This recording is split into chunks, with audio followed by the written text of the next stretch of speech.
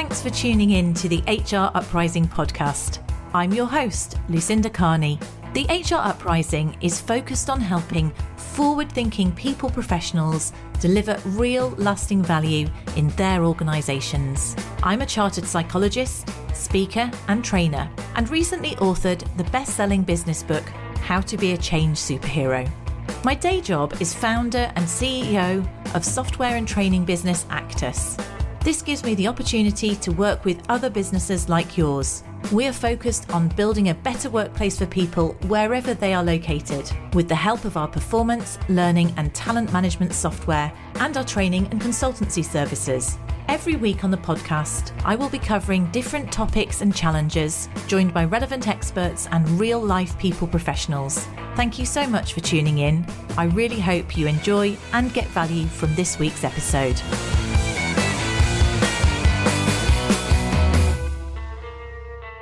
Welcome to this week's HR Uprising podcast. And this week we're going to focus in on practical organisational development. This is the third in our series. What are we going to cover during this episode? Well, we're going to talk about how organisational development links with high performance, because after all, that is what the name of our series is. I'll explain what topics that I see fit under the banner of OD or organisational development. I'll also walk through a sort of 5-step process if you were wanting to carry out an OD intervention, how you might do that. And we'll run through the Burke-Litwin model for organisational performance with some examples there.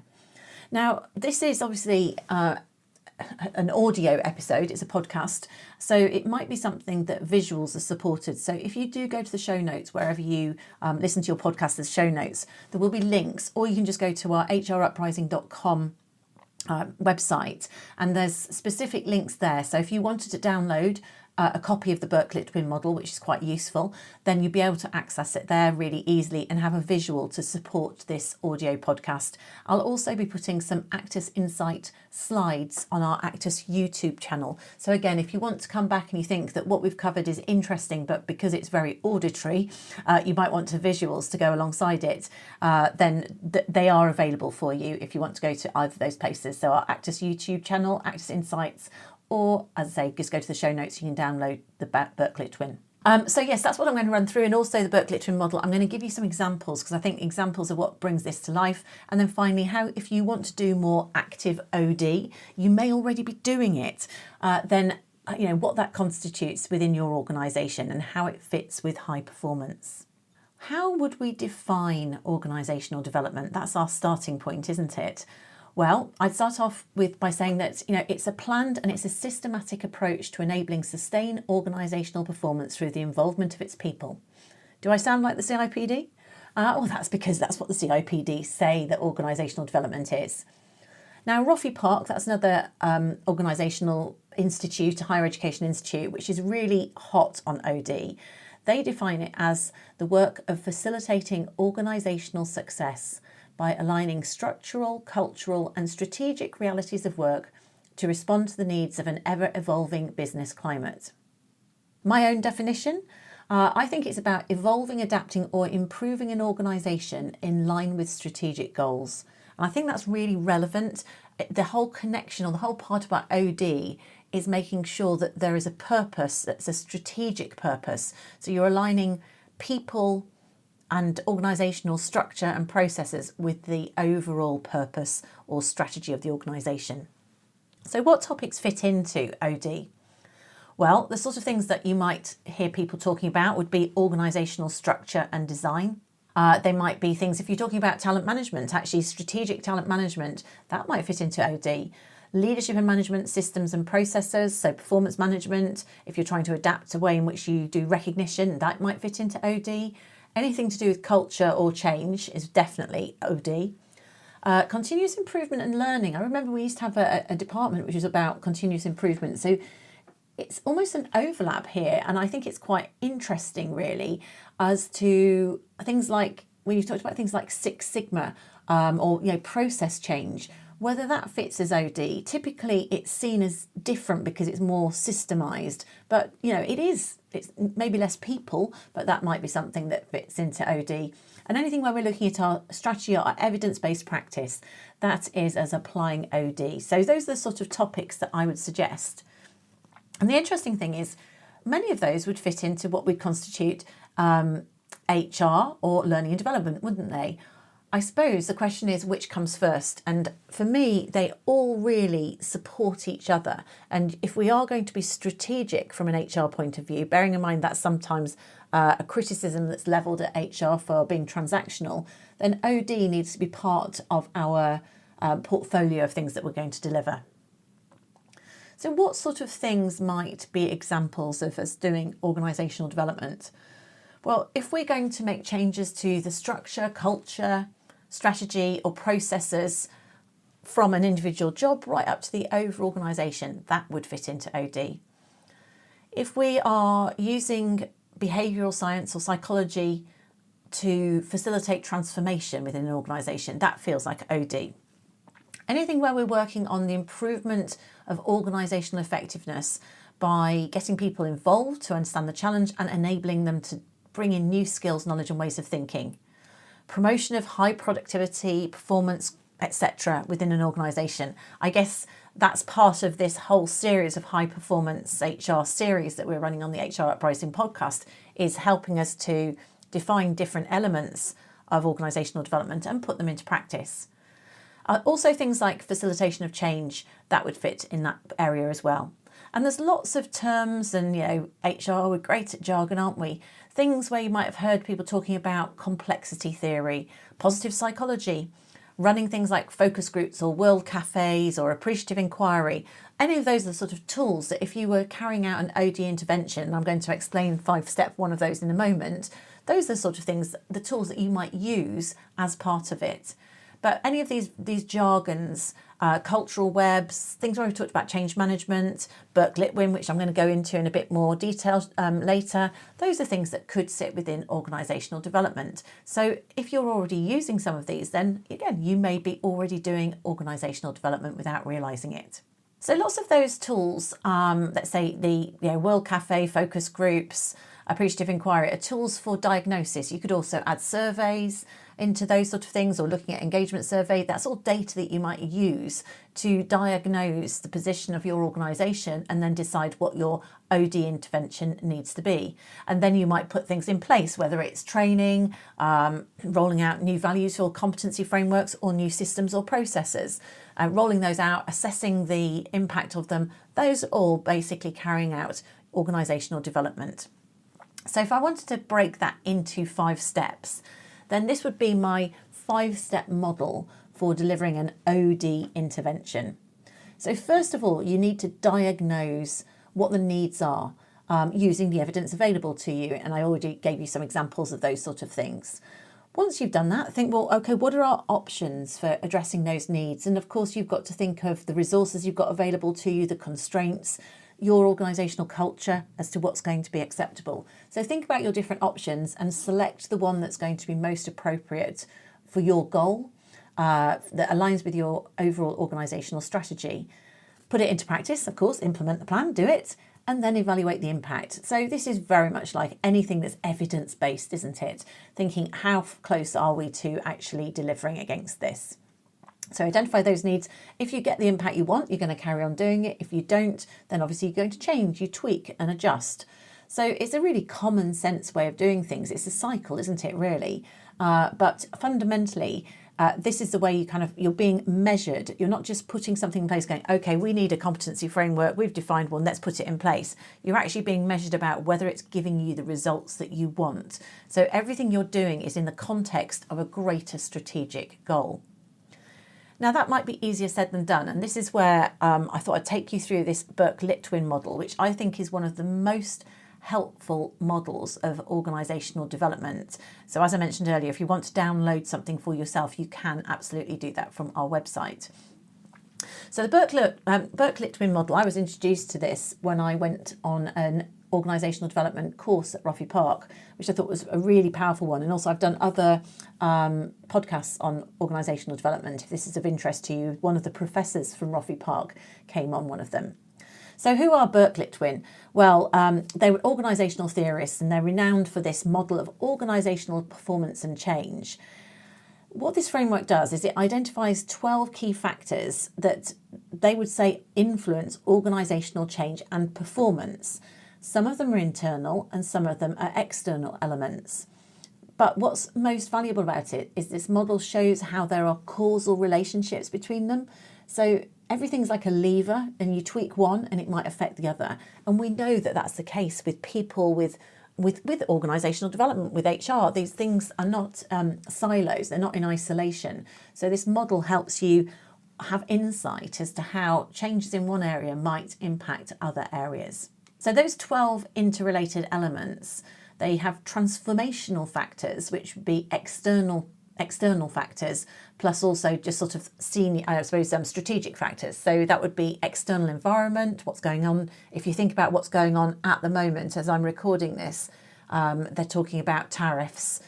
All of the stuff that's going on politically could affect your environment. If you think about budgets and cost of living and taxes and lots of things like that, political and economic factors are going to affect our external environment, as can competition, AI, lots of things going on which are creating change externally for us.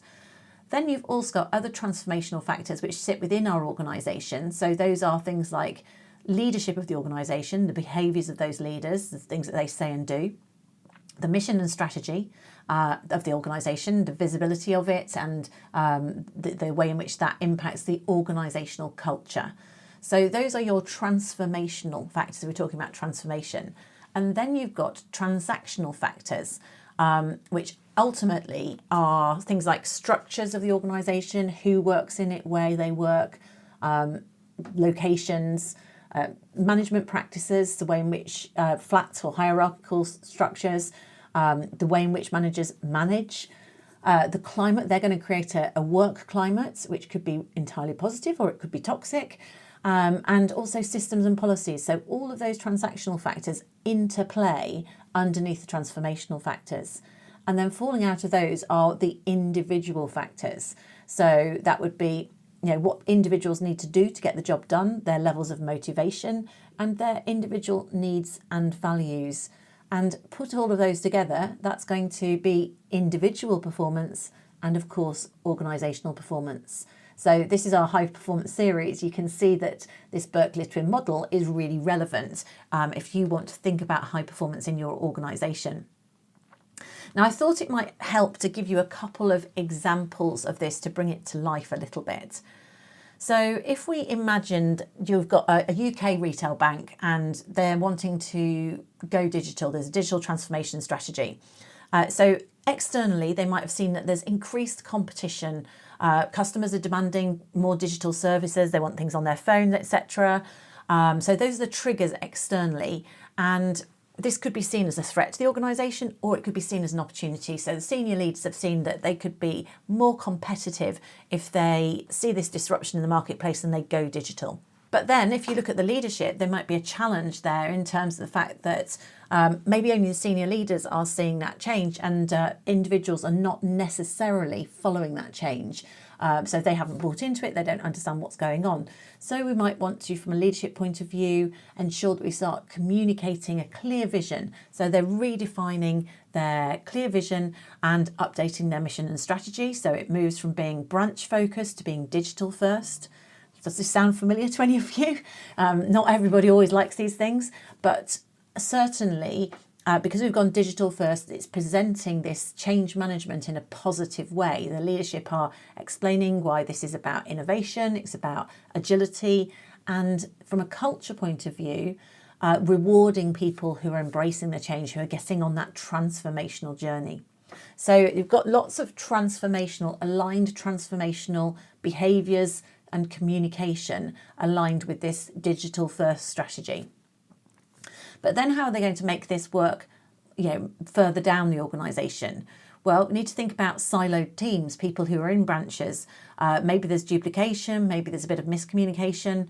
So might need to reorganise the organisation in a way that's more appropriate to a digital approach.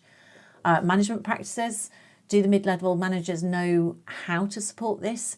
What are they doing in terms of the way they manage people? They might have bigger, flatter teams that are more remote. They may need to manage digitally. They might need to get on message. So helping them to adapt their behaviour to create the right work climate for people within this new structure.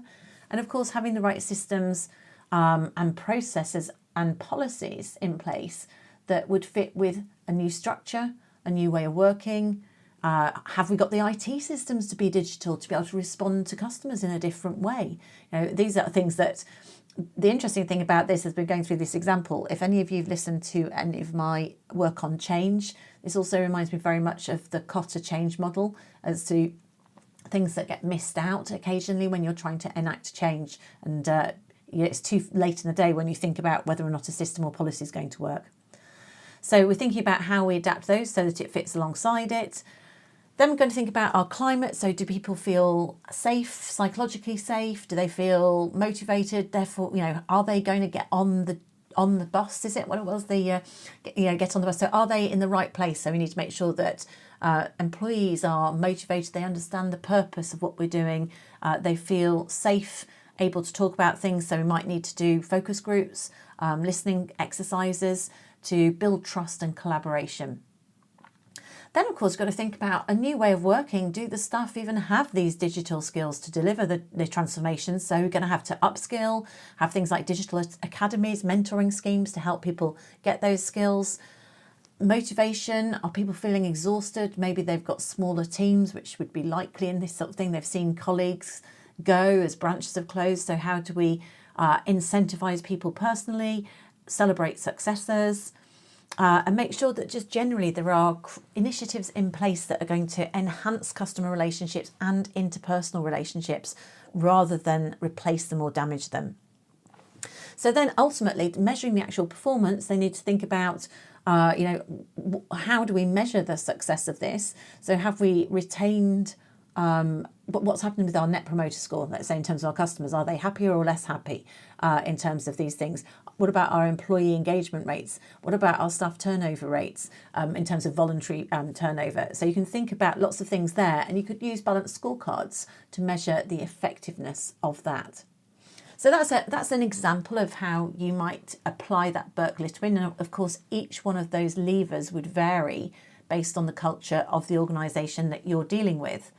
And I thought it might also be helpful to look at other end of the spectrum. Why don't we look at an NHS organisation? Because of course, we've just heard about NHS England. There's lots going on there. Again, politics. There's a lot of politics playing a part in HR at the moment, it feels. So let's say we've got a new NHS mandate. This is one that happened before, wasn't it, into integrated care systems. So the external environment might be that there's a mandate there where new structures or a new way of working has been imposed on the NHS, as is so common. So leadership has to communicate the urgency. They have to kick into place due to the policy changing. And it could also, of course, be, it's not just politics for something like the NHS. You've got, we'll skip the pandemic because that's old school, but you've got ageing population, you've got availability of resources, funding, all those sort of things that are always challenges that are going on there. So then in terms of the leadership, well, when the organisation restructures, you've got different kinds of leadership. People are trying to work out their roles. So how do we empower, say, clinician leaders to design integrated care pathways and lead the change? That might be a way in which we do this. Organisational culture. When you've got these different siloed organisations, there's likely to be a them versus us mindset. So can you do shared values workshops where people work together? And maybe you could have secondments that are going to get people to really sort of build bridges between those different organisations to prevent it being this sort of them and us and pulling against each other, which is the sort of tension you really don't need somewhere like the organisation. Our mission and strategy, well, it's less about reactive care, more about prevention. So we might have vision statements and operational goals that are all about population health. The structure might have been fragmented, people separated all over the place. In an ideal world, you'd maybe get people to be based together if they're going to teamwork together. Multidisciplinary teams, All those sort of things that are put in place where there's regular communication, whether it's done electronically or face-to-face, but trying to get those team working going to get more joined up decision making. You can see those things there. Systems and policies, well, this is a great one for something like the NHS because it's such a beast, but often because the systems are legacy systems and they're separated, how can you get those to be working together, get better data sharing so that there's more information flow, and get managers to work together in the same way as you might have cross multidisciplinary working together, but having managers from different departments working together, maybe through joint training, so that people have that personal relationship with each other. Now, work climate in the NHS, of course, again, you've got people who are quite often exhausted. So how can you be careful about things like scepticism, because they're going, here's another change, people are burnt out. Really, how can we make sure that managers have got the capacity to support and listen to people, peer support, buddy support, well-being initiatives, just really listening actively to concerns with rapid feedback loops. Then you've got to come down to the individual. Hopefully those sort of things might kick into motivation, but actually help people see, how, I guess, a better approach to care probably links with their values in terms of, wanting to see better prevention and see how it links in terms of patient outcomes. They're more motivated in this way, helping individuals to have that kind of more satisfying role. So why they joined the NHS in the first place. Are they getting enough patient interaction, but with digital tools to help rather than hinder, let's say. And in terms of task requirement, making sure that people are clear on what their role is and that people are doing their role, and there's, I guess, overlap as opposed to gap between roles, which I think some things you don't want people coming and saying, oh, I'm just doing my job, or I'm just my job's worth. You want people to feel able to collaborate to achieve something for the greater good. Then, of course, you might measure performance differently. So rather than it being just those sort of very short-term, maybe sort of waiting list type things, more about long-term patient outcomes. Of course, these are going to take time, but having dashboards where you're seeing how these things are being enacted so people can feel a sense of progress for all that change that they're actually feeling they're going in the right direction. So those are, as I say, it's quite a complex, and that's quite a lot of talking you've had to listen to from me there. It probably is easier if you go and work it through for your own organisation. But if you wanted to make a change, then you could think about something that's going on externally in your organisation. That might be a challenge from an OD point of view. And then you can think, what do I need from a mission and strategy, leadership or culture point of view? Then tracking back from that, it's all very well making those changes. What happens from a transactional point of view, management practices, systems and policies, organisational structure, how do these fit together? They're like a web. And then down to the individual. And by looking at all these areas, you can feel like you can pull on any one of these things and they will impact other areas, which is why you need to think of things from an organisational development point of view. Simply running leadership training will not deliver either of those digital outcomes or integrated care in the NHS. It's too simplistic. We have to think of things in a broader fashion, and having a model like this would allow you to think about what it is you're doing in terms of your OD interventions. So going back to that 5-step model that I alluded to prior, you might have a number of those going at any one time, something about leadership, and you might also have something about systems and policies. So you may need to have to do more than one thing to make a difference. Okay, so I do recommend you take a look at Booklet Win. Good food for thought, good structure, and it's a really credible structure that you could use in your organisation to align with where you're trying to go strategically, to show that you're being strategic about your OD interventions. So next points I wanted just to clarify a few things is, what's the difference between organisational development and, let's say, HR or learning and development? For me, OD would be helping to diagnose and define the new skills that are needed to support a business strategy. Then HR would be recruiting people with the right skills to fulfil this strategy. So it's the doing of it. You might, from an OD point of view, you might define values or strategic goals that are going to be cascaded down the organisation. From an HR and L&D point of view, you might embed and monitor performance management activities that are going to deliver against those goals. We might define new behaviours required to support culture change as an OD initiative, but then implementing the training and supporting the rollout, the doing bit of it, that's your L&D piece. You might define a competency or skills framework to align with your new 2B version of your organisation, but then monitoring or evaluating the skills using 360 tools or performance management, and maybe putting in place training against those. That would be more of an HR L&D interaction. Defining the vision for people management, behaviours and processes, that's OD. But then supporting managers with disciplinary issues, grievances and other people management activities, that's HR. So hopefully those give you some examples of the difference between the two, and you can see that if you're trying to raise your game strategically, you probably need to integrate more OD activities. You could call it strategic HR, or you could call it OD within what you're doing. So let's just sum up. If you want to be more OD focused in your organisation, then do think about how today's operational HR and L&D activities are serving that longer term vision. Balance short-term requirements with longer-term benefits. It's really easy. Make sure you always know why you're doing something, and try to connect all activities with the business strategy or the external environment. People know why you're doing something, why you're putting that training in place, why you're changing that policy. Do think about culture.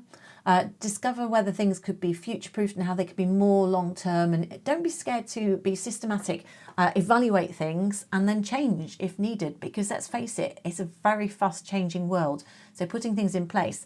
But the key is, if you're making changes, helping people to understand the why, so that they don't see it as being knee-jerk, they see it as being strategic, a way in which you are driving your organisation forward from an OD point of view.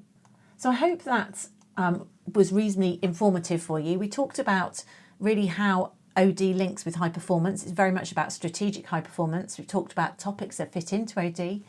I've explained a 5-step process for an OD intervention. We've looked at the Burke-Litwin model in some depth and some practical examples of how to deliver OD in your organisation. Do check out our YouTube channel or the website for more materials that might help you if you're trying to put this into practice yourself.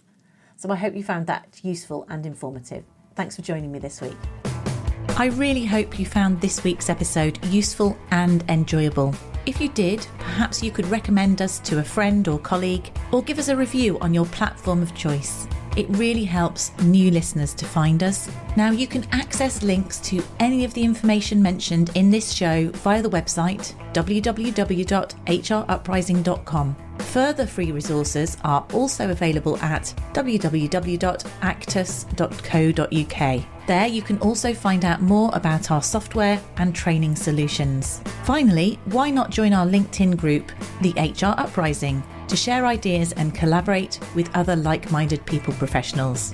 Thank you for listening to the HR Uprising podcast.